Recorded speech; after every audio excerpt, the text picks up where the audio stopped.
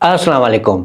अगर आप फ्रीलांसर हैं, ना तो आप जॉब करते हैं और ना ही आपका अपना कोई बिजनेस है, तो क्या किसी भी कंट्री की एम्बेसी आपको वीजा दे सकती है? हम सुनते आए हैं कि अगर बिजनेस करते हैं तो बिजनेस के डॉक्यूमेंट्स चाहिए, अगर जॉब करते हैं तो जॉब के डॉक्यूमेंट्स चाहिए, अगर कोई फ्रीलांसर है तो फिर आपको क्या करना चाहिए? अगर फ्रीलांसर वीजा के लिए अप्लाई करता है तो उसकी बैंक स्टेटमेंट कैसी होनी चाहिए और पे स्लिप किसी फ्रीलांसर की होती नहीं तो इस सिचुएशन में क्या करना चाहिए? एज अ फ्रीलांसर हम किसी भी कंट्री के लिए वीजा के लिए अप्लाई करते हैं बगैर बिजनेस बगैर जॉब, तो क्या हमारी वीजा एप्लीकेशन एक्सेप्टेबल होती भी है या नहीं? वीजा रेशियो क्या होता है फ्रीलांसर के लिए और कौन सा बेहतरीन ऑप्शन है फ्रीलांसर के लिए जब वो वीजा के लिए अप्लाई करता है? ये तमाम डिटेल्स आपको मिल जाएंगी इस वीडियो में। अगर मुकम्मल वीडियो देखेंगे तो सब समझ पाएंगे, अगर स्किप करके देखेंगे तो कुछ चीजें आपसे मिस हो जाएंगी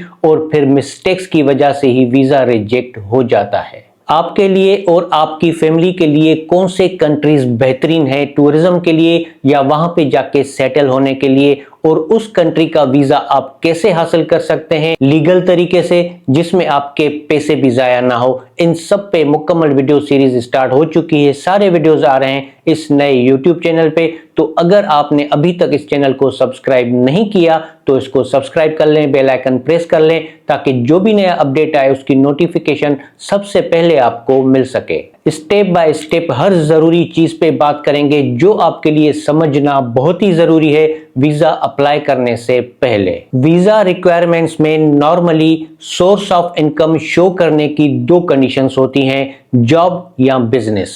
अगर कोई जॉब करता है तो वो जॉब के डॉक्यूमेंट्स देता है, अगर कोई बिजनेस करता है तो वो बिजनेस के डॉक्यूमेंट्स देता है। फ्रीलांसर के पास इन दोनों कंडीशन के डॉक्यूमेंट्स नहीं होते, ना तो वो जॉब करता है और ना ही उसका कोई अपना बिजनेस होता है, मगर फिर भी वीजा के लिए अप्लाई किया जा सकता है। आगे बढ़ने से पहले हम ये समझ लेते हैं कि जॉब और बिजनेस के डॉक्यूमेंट्स हमसे मांगे क्यों जाते हैं वीजा प्रोसेस के लिए। फिर आप आसानी से समझ सकेंगे कि एज अ फ्रीलांसर आपको क्या करना चाहिए। हमें एक solid proof of income show करना होता है जब हम किसी भी डेवलप्ड कंट्री के लिए अप्लाई करते हैं। उसके दो रीजंस हैं। पहला रीजन कि हमारे पास इतने फंड्स होने चाहिए जो हम वहां पे जाके खर्च करेंगे, अपने ट्रेवल एक्सपेंसेस बेयर करेंगे। दूसरा रीजन वो हमारा सोर्स ऑफ इनकम एक स्ट्रॉन्ग टाई भी बन जाता है हमारे अपने कंट्री के साथ। उससे हम ये भी प्रूव करते हैं कि हमारी जॉब या बिजनेस है अपने कंट्री के अंदर और हम अपना ट्रिप खत्म करके वापस आएंगे। ये एक स्ट्रॉन्ग रीजन होता है हमारी वीजा एप्लीकेशन में। अब जब हम एज अ फ्रीलांसर बात करते हैं तो ये तो हम किसी ना किसी तरीके से दिखाई देते हैं कि हमारे पास इतने पैसे मौजूद हैं अपने ट्रिप के एक्सपेंसेस के लिए, मगर अपने कंट्री के साथ हमारी टाई नहीं बनती और यहाँ पे हमारी वीजा एप्लीकेशन वीक हो जाती है। घर से काम करते हैं, ऑनलाइन काम करते हैं, अर्निंग ऑनलाइन आ रही होती है, तो यहाँ पे वीजा ऑफिसर को ये लगता है कि ये बंदा कहीं से भी बैठ के काम कर सकता है, तो इसको क्या जरूरत है वापस आने की, मतलब ये बंदा वापस नहीं आएगा। एज अ फ्रीलांसर जब हम किसी भी बड़े कंट्री के लिए वीजा के लिए अप्लाई करते हैं तो वीजा एप्लीकेशन में हम खुद वीजा ऑफिसर को बता रहे होते हैं कि हमारी वर्क टाई अपने कंट्री के साथ है ही नहीं और हमारी अर्निंग भी फिक्स्ड नहीं होती, तो इससे हमारी वीजा एप्लीकेशन वीक हो जाती है। मगर फिर भी दो सॉल्यूशंस होते हैं फ्रीलांसर के पास और जो रिमोट जॉब करते हैं किसी ओवरसीज कंपनी के लिए।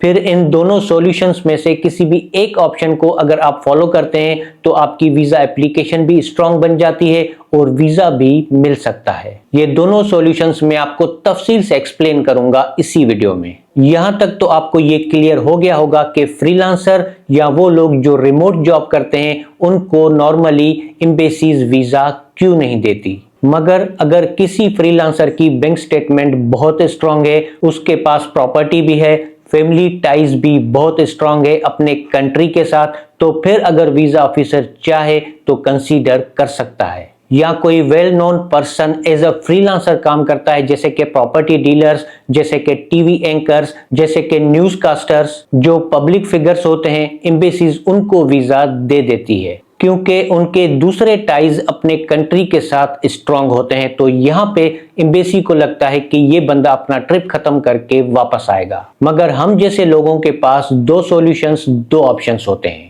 पहला सॉल्यूशन, काफी फ्रीलांसर ने अपनी कंपनी या बिजनेस का कोई नाम सोचा हुआ होता है और उस नाम पे अपना काम कर रहे होते हैं एज अ फ्रीलांसर। वो कंपनी ना तो रजिस्टर्ड होती है, ना ही उसका कोई फिजिकल ऑफिस होता है और ना ही उसका कोई बैंक अकाउंट होता है। पेमेंट्स पर्सनल अकाउंट में रिसीव हो रही होती हैं। तो यहाँ पे पहला सॉल्यूशन आपके पास ये है कि आपने वो जो नाम सोचा हुआ है अपने बिजनेस के लिए, उसको आप एनटीएन में ऐड करके अपनी कंपनी आप रजिस्टर कर सकते हैं। अगर आपका पहले एनटीएन नहीं बना हुआ तो उसको भी आप ऑनलाइन रजिस्टर कर सकते हैं। ये ऑनलाइन है, चंद मिनटों में हो जाता है, किसी और की हेल्प की आपको जरूरत नहीं होगी। इसके ट्यूटोरियल यूट्यूब पे मौजूद है, अगर आप सर्च करेंगे तो आपको मिल जाएंगे।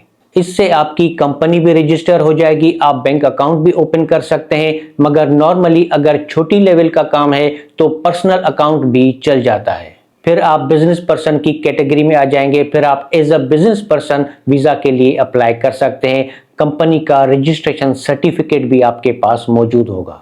दूसरा सॉल्यूशन ये है कि काफी फ्रीलांसर्स अपनी कंपनी के अंदर एज अ जॉब काम कर रहे होते हैं। ये भी एक लीगल तरीका है। अपनी कंपनी के अंदर आप एज अ जॉब काम कर सकते हैं और वहां से आप सैलरी भी उठा सकते हैं। फिर एज अ जॉब पर्सन आप वीजा के लिए अप्लाई कर सकते हैं, क्योंकि आपकी सैलरी भी आ रही होती है। सैलरी आती है तो पे स्लिप्स भी बन जाती हैं। जो डॉक्यूमेंट्स जॉब पर्सन को देने होते हैं वो डॉक्यूमेंट्स आपको देने होंगे। इस वीडियो का मकसद है आपके साथ सॉल्यूशंस शेयर करना कि अगर आप फ्रीलांसर काम करते हैं तो किस तरीके से उसको आप अपना बिजनेस बना सकते हैं, या किस तरीके से बिजनेस के अंदर आप एज अ जॉब पर्सन काम कर सकते हैं। इस तरह आप अपने फ्रीलांस काम को लीगल और प्रॉपर तरीके से मैनेज कर सकते हैं। मगर कोई भी डिसीजन लेने से पहले आप पहले सोचें समझें कि आपके लिए क्या बेहतर है, उसके बाद अपना डिसीजन लें, फिर वो काम करें। क्योंकि रजिस्ट्रेशन के बाद काफी चीजें आपको मेंटेन भी करनी होती हैं, जैसे कि tax returns.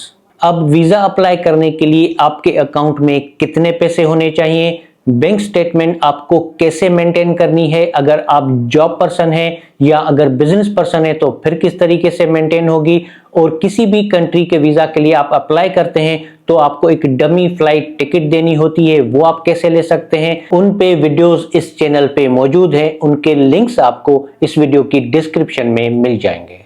Netherlands, France, Spain, ये ऐसे कंट्रीज हैं जिनका आजकल वीज़ा अप्रूवल रेशियो बेहतरीन है। तो इनके वीडियोस भी इस चैनल पे मौजूद हैं, अगर आप चाहें तो इनको वॉच कर सकते हैं।